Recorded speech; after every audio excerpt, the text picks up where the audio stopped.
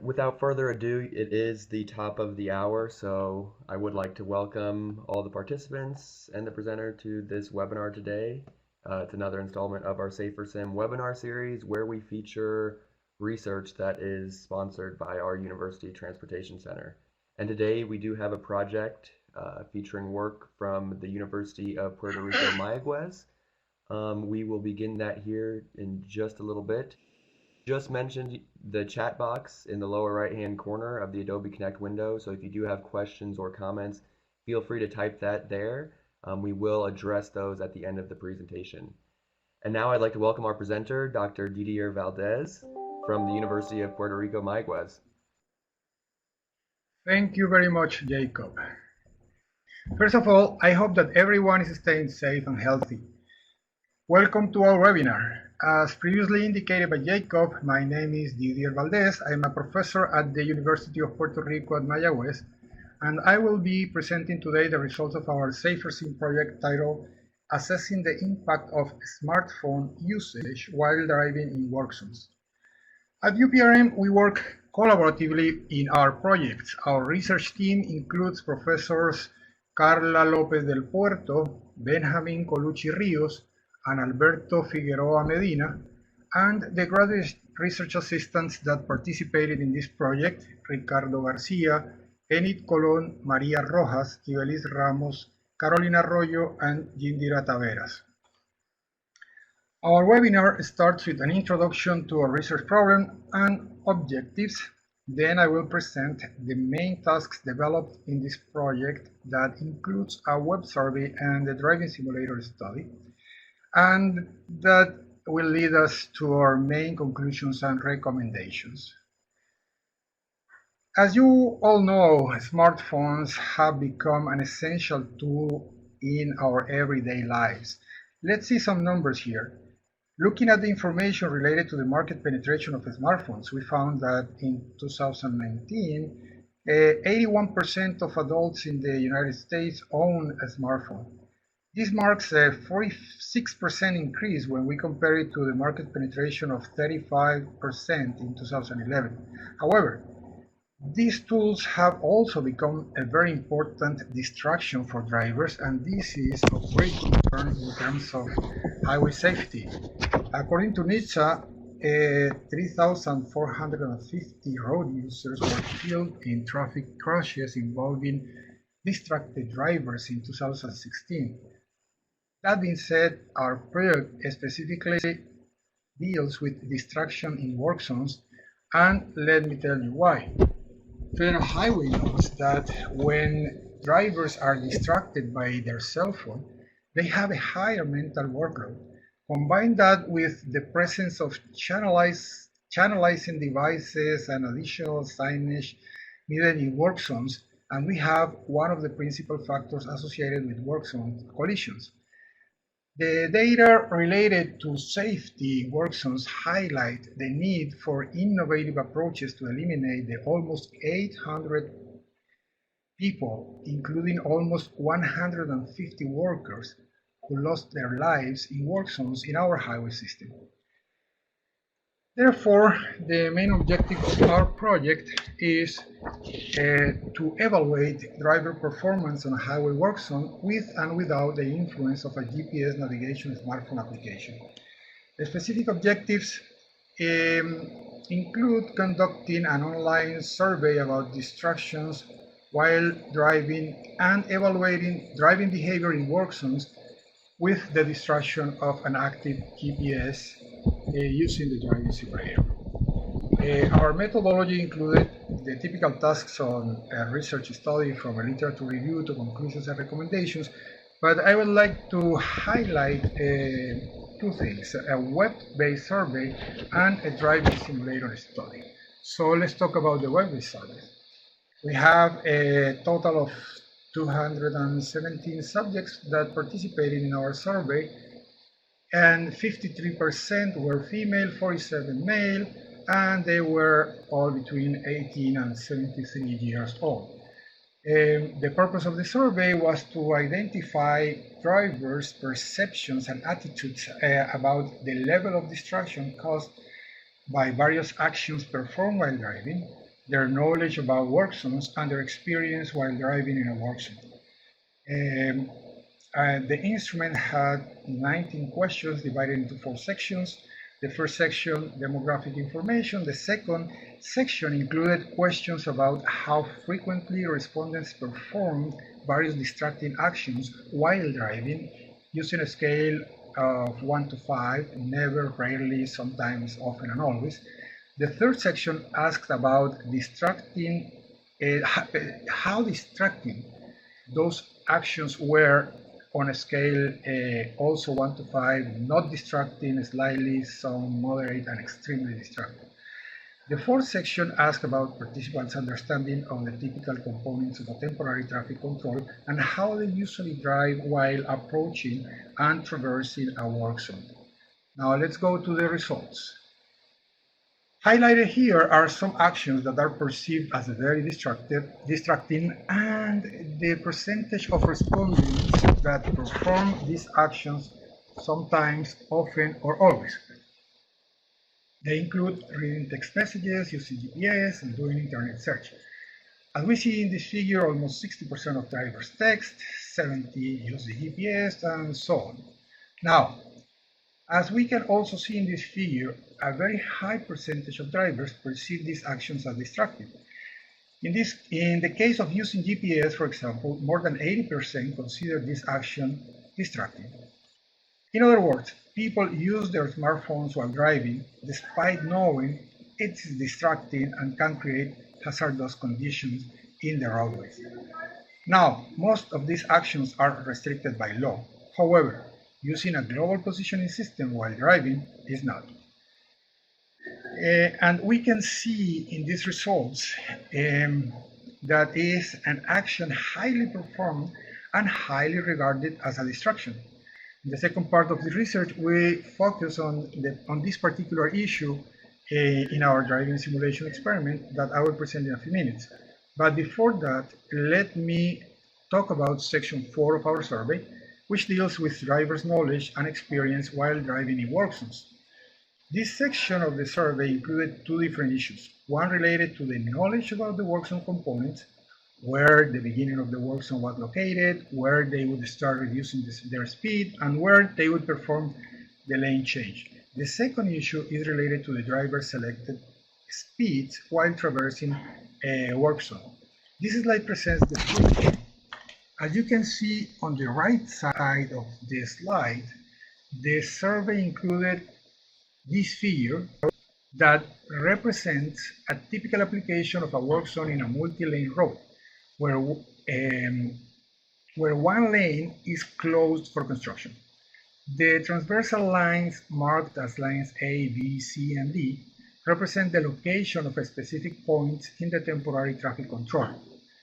Line A is the beginning of the work zone area, where you can see the road work ahead sign that corresponds to the beginning of the advanced warning area of the work zone.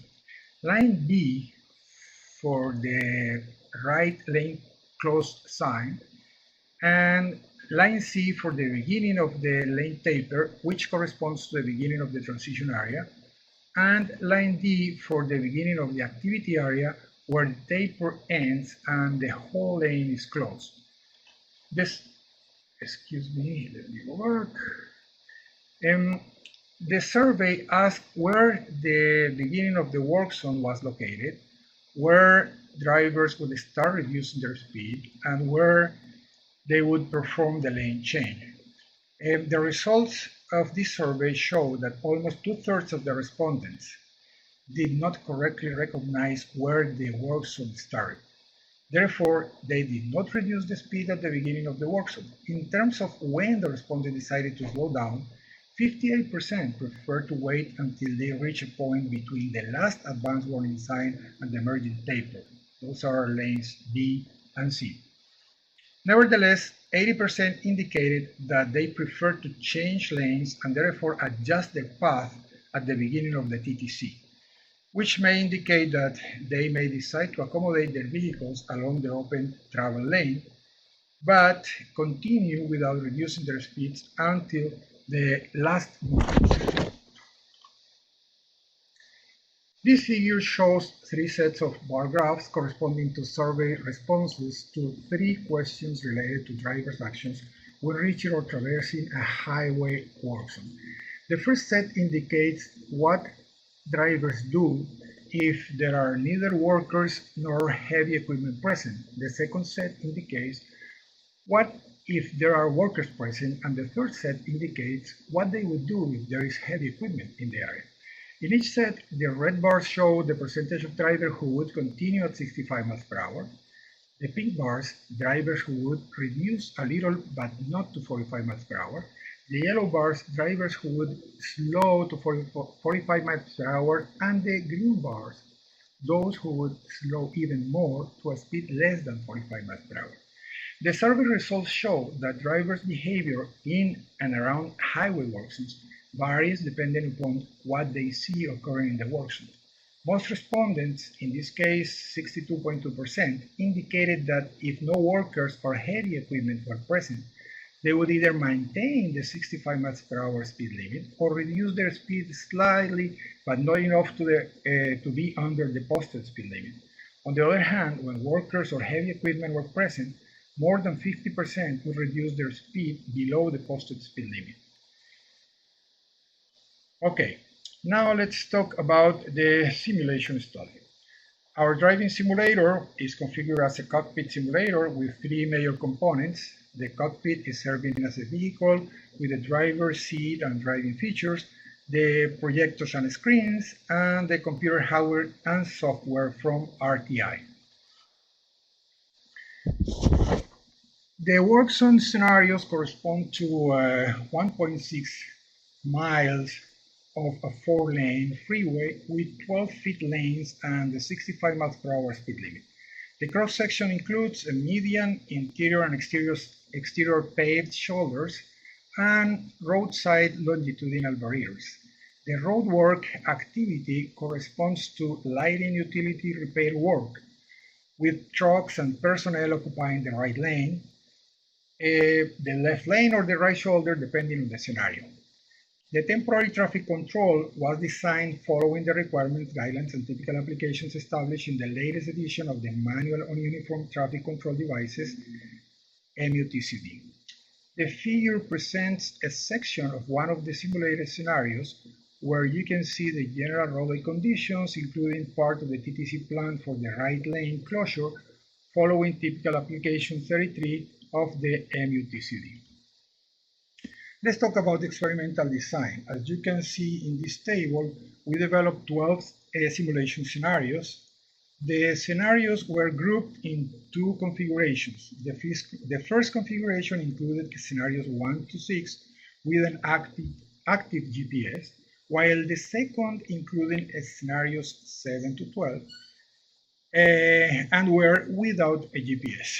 The independent variables included three different work zones, closing the right lane, the left lane, or the right shoulder, and with or without traffic. In scenarios without traffic, an unexpected and potentially hazardous event was included. A worker walked out from behind one of the trucks, exited the workspace, and invaded the 12th lane adjacent to the working space in a perpendicular path onto the traffic at a walking speed of 30.5 feet per second. The scenarios with ambient traffic did not include this event.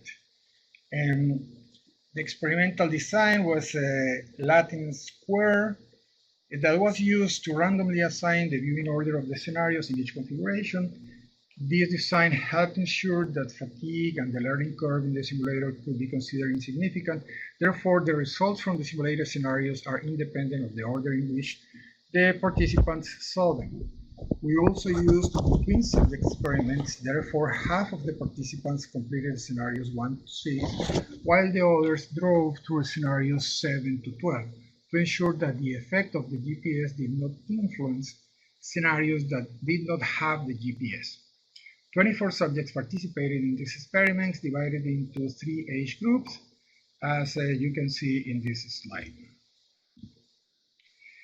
The driving distraction element was an active GPS that instructed the driver to take an exit ramp located on the right side of the freeway segment, but the exit was closed due to the construction work in some of the scenarios.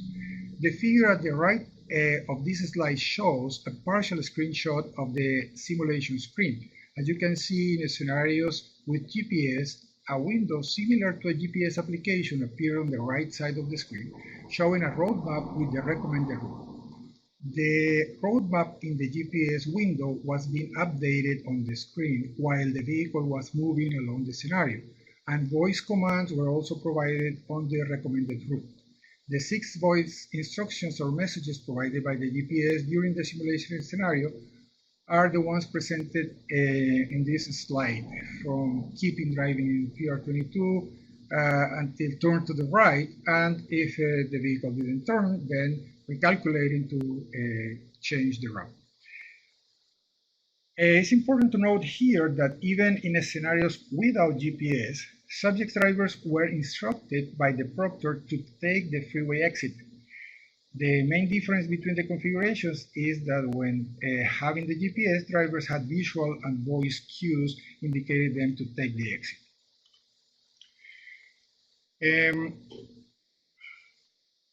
The picture here presents a screenshot of the whole simulation screen showing the temporary traffic control plan with the workspace closing the right lane and obstructing access to the deceleration lane and the exit route. The figure in the lower part presents a schematic of the temporary traffic control and includes signage, delineators, the approximate location where each message was activated in the GPS in the scenario, and the orange place indicators with the letters A to F, the voice message according to the sequence that I showed you before. This is a similar slide, but in this case is when the work zone was occupying the left lane,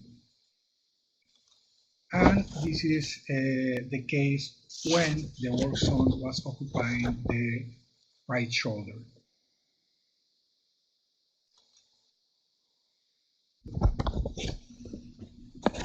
In this figure, which is related to the lane position analysis that we did, the lines in black of the figure to your right represent the lateral position of each subject in the TTC scenarios with and without GPS. As an example, here we're showing the 4 scenarios with the work zone located on the right lane. The 2 scenarios in the left part of the figure corresponds to driver with GPS, and the 2 on the right without GPS. The soft gray lines straight represent the lanes and the subdivision between the lanes and ramps and all that. And the orange area represents the workspace in the work zone. We performed the statistical analysis of the data collected on all scenarios and compared the 2 configurations with and without GPS. To study the standard deviation of the lateral position, we performed an F-test with the one-for-all correction, and the main observations are that drivers with GPS tend to have smoother driving before entering the work zone, and also that there was less variability in the lane position of drivers with an active GPS in the advanced warning area, as you can see comparing the figures in the left with those in the right. Now, in terms of the speed profiles, this figure allows to compare the speed trajectory of drivers between the 2 configurations. The horizontal axis represents the distance traveled from left to right, as indicated by the black arrow, and the vertical axis corresponds to the velocity in miles per hour. The first 500 meters in the simulation were used for the initial acceleration to attain the desired speed, and they were outside of the work zone, of course. Typically, the speed, the posted speed was 65 miles per hour speed limit, so they were more or less around that speed. It can be noticed that there is less dispersion in the speed trajectories of subject drivers with GPS compared to those driving without GPS. In other words, when the subject drivers listen to or watch the GPS instructions displayed on the smartphone device, they tended to drive more uniformly across freeway construction work zone segment. The notable speed reduction at the end of each one of these graphs corresponds to the worker that encroach into the traffic space, and then drivers, some of them reduced and stopped. Now let's take a closer look at the last point that I just mentioned. Most of the drivers reduce their speed once they notice the presence of the worker that left the protection of the work zone and encroach into the traffic lanes. Drivers reduce their speed on average almost 50 miles per hour, around 100 meters before the worker position. However, the statistical analysis did not reflect significant differences for drivers with and without GPS. In addition to adjusting their speed, some drivers also avoided the inattentive driver, the inattentive worker, by performing an evasive maneuver in both configurations. Let me see, if we amplify, if we amplify the particular point where this occurs, then we can see that there is a high variability in terms of the lane position. 25% of drivers perform evasive maneuvers. However, those that did not evade the worker almost reduce their speed to stop once they notice the worker, as it was shown in the previous figure. Now, in terms of the exit ramp and the situation that was created because of the work zone was blocking the exit, this figure shows the trajectories of the vehicles while traversing the workspace that is closing that right lane. This is one of the most worrisome behaviors detected in this study, and unfortunately it's a behavior that has also been detected in real life. In this case, the subject drivers were instructed either by the proctor or by the GPS instructions to take the freeway exit ramp, but that was blocked. The deceleration lane and the right lane were closed by the working space. However, some drivers encroached the working space, making room between the drums used as channelizing devices and took the exit ramp anyway. There was a conflict between the instructions received and the situation found along the way, and the drivers had to make the right decision. It was expected that they respect the work zone, and most of the drivers respected the work zone. However, 2 drivers out of 12 with an active GPS encroached into the work zone and to take the exit ramp, and 1 out of 12 did so in the case without GPS. So, excuse me, let me go back. So in terms of our conclusions, I'm only going to highlight a couple of aspects that we found both in the survey and in the simulation study. From the survey, one of the major conclusions is that using a cell phone while driving is a distraction, we know that, but most drivers choose to use it anyway. If we find ways to tackle this type of behavior, many lives can be saved. Almost 2/3 of the respondents did not recognize where the work zone started, and 58% of the respondents decided to slow down just until they were close to the activity area. From our simulation study, one conclusion is that subjects tended to drive more uniformly across the freeway work zone with GPS. Their approach to the work zone is smoother compared to drivers without GPS, both in terms of lateral position and speed. There is less dispersion in terms of speed trajectories. Two subjects in scenarios with GPS and one subject in a scenario without GPS encroached the workspace, even though the exit ramp was blocked by channelizing devices. The use of GPS is an alternative that reduces uncertainty if the technology is continuously updated in real time. Therefore, the lack of real-time updates for TTCs, for temporary traffic controls, for the GPS information providers constitutes a safety-related risk to road users and workers. So in terms of our recommendations, based on what we just presented, we recommend that all concerned entities, public and private sectors in charge of the implementation of the GPS technology should coordinate and act to make sure that the TTC information is updated in real time. And finally, it is recommended that the existing law be amended to address specific situations where the use of a smartphone with GPS may need to be restricted if it has the potential to affect road users' safety.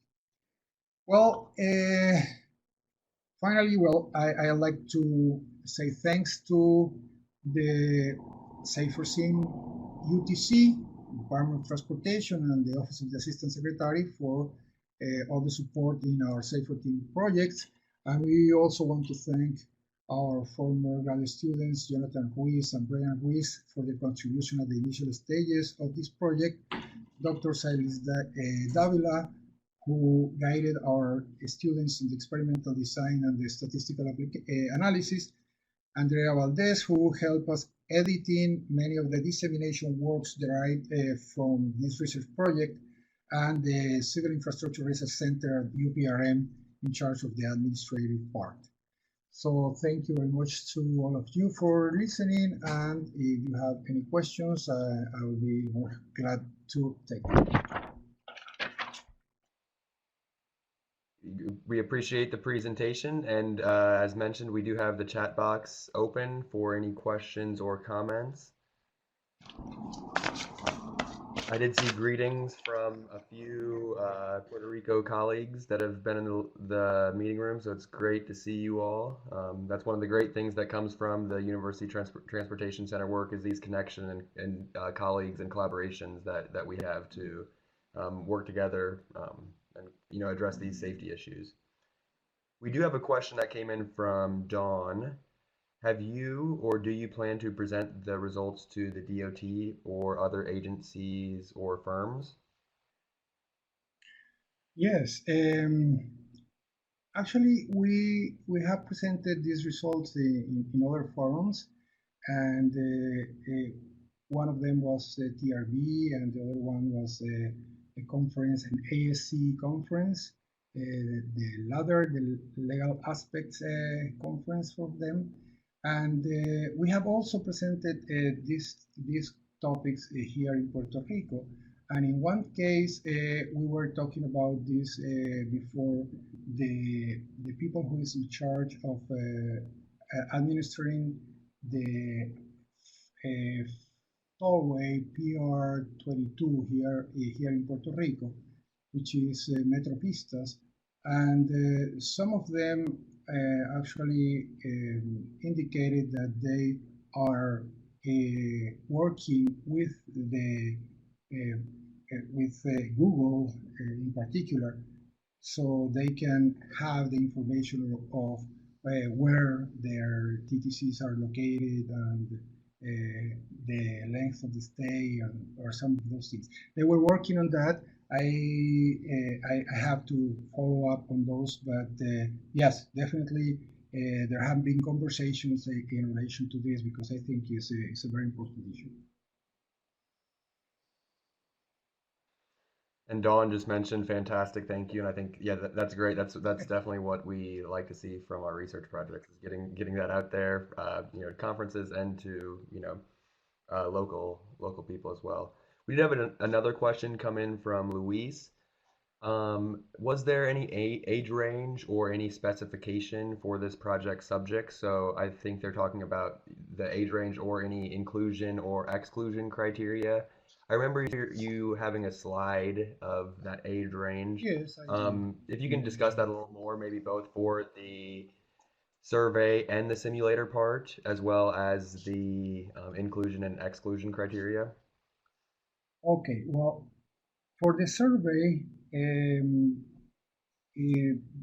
the age range was between 18 and 73 years old. But that is what happened.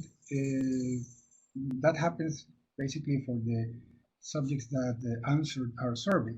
And the main criteria was that they have to have a driver's license. So therefore, that right there, of course, was one of the things. Driver license and also being actively driving, not just. Now, in terms of the simulation study, let me see if I can find here the one that I have. Okay, I think it's this one. Okay, yes. In our simulation study, we have 3 age groups. Again, 18 to 25. 18 is the lower bound, basically because of the same thing, driver's license. Now, we divided these 3 ranges, 18 to 25, 26 to 45, and 46 to 70. We have drivers from these 3 age groups that are, all of them are, well, registered in our database, and we also send emails to bring more people to experiments and all that. So those are the age ranges that we have, and we will go and identify the subjects and have have them distributed depending on the age range that we decide. Yes. I do see Luis's typing. I wonder. Nope, I think you did answer his question, so thank you. And I know we are at time, so I think we will cut it off there. We will get this recording of the presentation up online by the end of the week. So if you want to come back and revisit any of the information, you can find that on our Safer Sim website or our YouTube channel. We will be sending information for our next webinar. That will be on April 28th, once again on a Tuesday. And that's another project from the University of Puerto Rico. So looking forward to another interesting presentation on that day. So I hope you all can make it. Thank you for joining today. And thank you, Dr. Valdes, for the presentation. Thank you very much. My pleasure.